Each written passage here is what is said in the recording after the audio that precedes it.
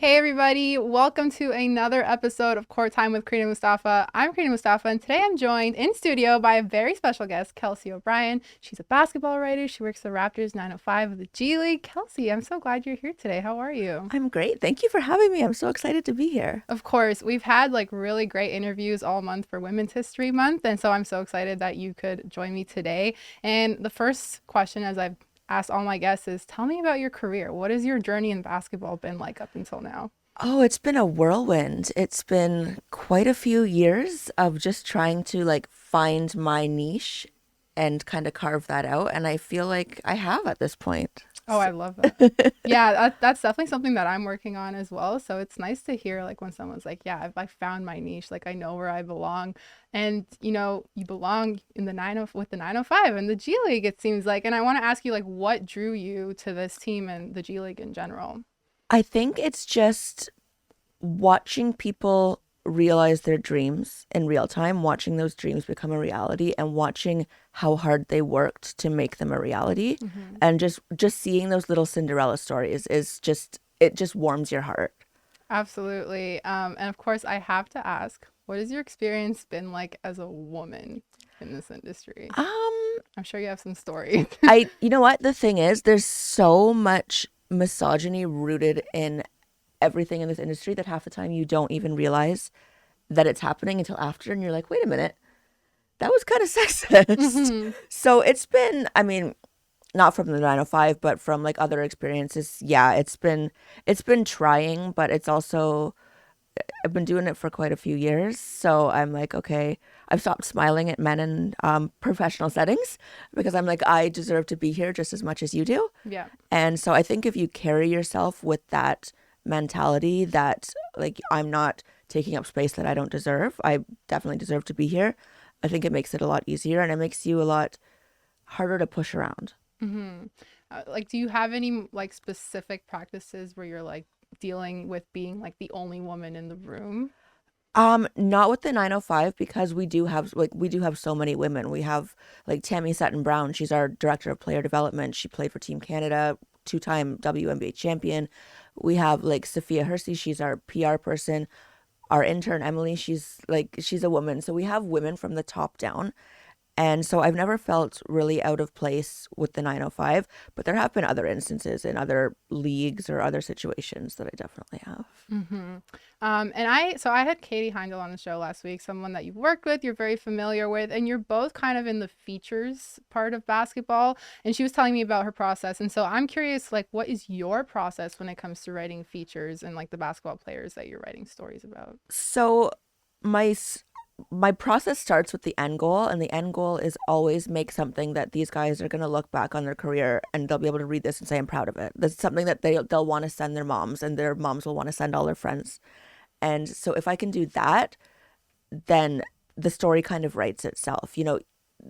Being working directly for the team, I get to attend the practices and I get to see all of the off-court stuff, and that kind of shapes the way that you view a player and the things that you can say about them Hmm. to kind of create your narrative of why this person is so special.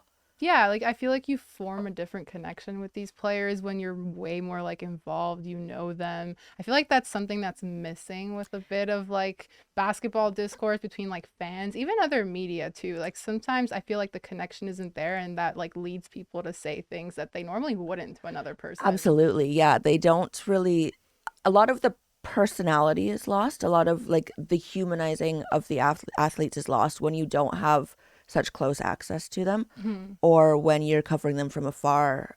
And it's just that's what's so great about the G League and the 905 is that it is so interactive. There is that bridge between being a fan and talking to the players. And you just get to see a different side of them than you see when they're warming up or when they're on the court. Yeah, for sure. And I mean, I haven't had a lot of in-person experiences yet, but like even with like the WNBA, having Zoom media and like seeing the different personalities from the players and specifically like the teams that I get to cover, like the New York Liberty, I feel like I have much more of a connection with them than I would like other athletes on other teams. And I don't know, it just feels a lot more special when I do get to cover them. It does because they get used to you and you get used to them, and the more they get used to you, the more comfortable that they're going to get with you. So they're going to Hmm. give you answers that maybe they wouldn't give to someone that they've only met one time, you know? Yeah. So that personal touch is what's missing. Yeah, I definitely hate the like one-liners that don't give any sort of answer. I was like, I think that's like our goal to just like move past those kind of answers and get more to like the root of like who you are as a person and how that like influences you as an athlete. So what does your day to day look like? Because I'm very curious about that. It changes every day. Like today's an off day, so we don't have practice. We had a game last night, so I'll get to the game like 3 hours early, Mhm. do all my notes, get all my game notes, talk to my players, talk to the coaches. Then we'll have a pregame. Then I'll do the game, and then we'll have a post game, and we'll do post game interviews with the coach and a couple of players. And the next day, I'll go home and write something. Or if there's practice, I'll go to practice and I'll talk to the players and just get either sound bites for future stories or whatever I'm working on for that day. Who has been your favorite player to speak to in your career? Or like a favorite story that you've Oh, that one's written? tough. Because I know there's a lot. There's a lot. One that really sticks with me is Gary Payton II, just because I remember that yeah, story. he had such big shoes to fill, Hmm. and he did. And he won an NBA championship, and then he went to Portland in free agency, and it's just such a good story of like betting on yourself and taking your own path. So, but every story like takes a little part of me with it when I write it. So I'm really happy with every athlete that I've spoken to, but that one holds a special place in my heart for sure. Yeah, I'll make sure to link the Gary Payton story because that your story on him was actually one of the first times that I was introduced to him, and I felt like more connected to Oh, him. And thank so I think you. ever since that story, I've followed him a little bit more closely as he's like progressed through his career. So that like that, and I'm not even just saying that, like I'm so serious. Like that story was definitely like I Thank remember you. it. Like it was very meaningful. And okay, let's move back to the 905 because I Okay. know the G League playoffs are starting soon. The 905 just won their game They last did night. shorthanded too. Yeah, and I know that they're like very close on teetering on the edge of making it versus not making it. Yeah. They got 2 games left. What are your thoughts on them? Can they do it? Can they make the playoffs? So the two games are against the Greensboro Swarm. The G League have kind of implemented this thing where they do little series instead of like playing in Greensboro, then back and forth, just to kind of reduce the carbon footprint, reduce travel time, all that stuff. So they have two back-to-back games in Greensboro, which are actually a lot harder than you would think to play the same team back to back. Hmm. They can win those two. Unfortunately, everything else is totally out of our control. Okay. So every other team pretty much has to lose all of their games going forward if we want a chance to get into the playoffs. Oh my God. Okay. Well, that's fun. Totally Yeah. not stressful at all. But like, what has your thoughts been on this team this year? Like being somebody who has been able to watch them. This team is so talented and it's gone through so many roster. I think this is the most roster changes we've ever had for the 905. Oh yeah. And like the team that you saw at the beginning of the season for the Showcase Cup is not the same team we have now, but it's for good reasons. Like Saban Lee is now signed to the Phoenix Suns, his hometown. Hmm. He's only like the second or third player to ever come from Phoenix and play for Phoenix. So that's a good one. They traded Reggie Perry to Detroit. And then some And you guys wrote a came. story on him too, I did. right? I did a Yeah. story on Reggie Perry too. It was about a month before he got traded, but the story still holds up. Okay. And we have like our two ways have just grown immensely. Like Ron Harper Jr., Jeff Doughton Jr.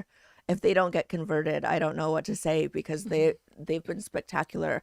And we've got other guys like Kyler Kelly came from the London Lions overseas, and to watch his growth in like the NBA style game as opposed to a FIBA game is insane. He wasn't getting any time off the bench, and then he's just stayed ready, and now he's like getting lobs from everybody, just dunking it, tripping our computers when he does it because he's dunking so hard.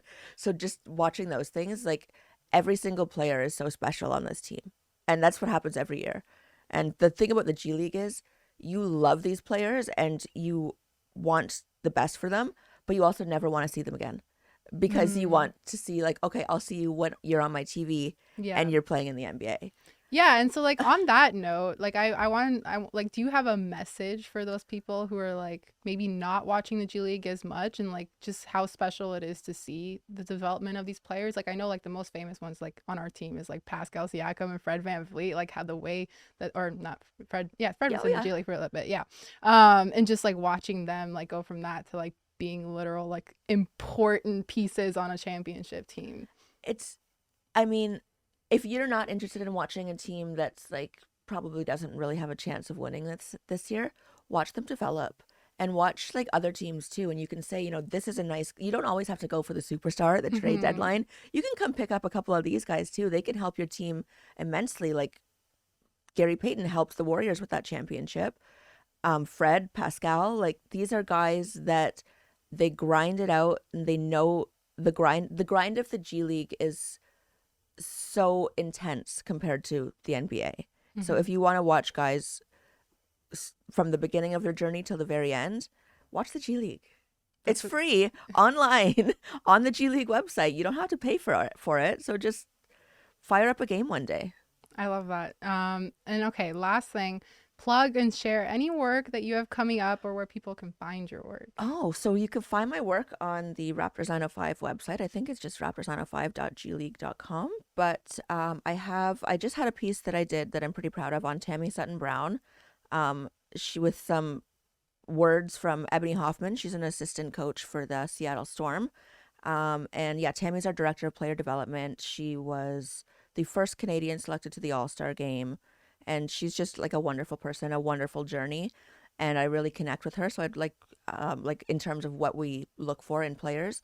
So if people should check that one out. I have one coming up this week on Sterling Brown because he's going to get signed. He's definitely going to get signed for a team that's trying to make the playoffs because he's just ridiculous.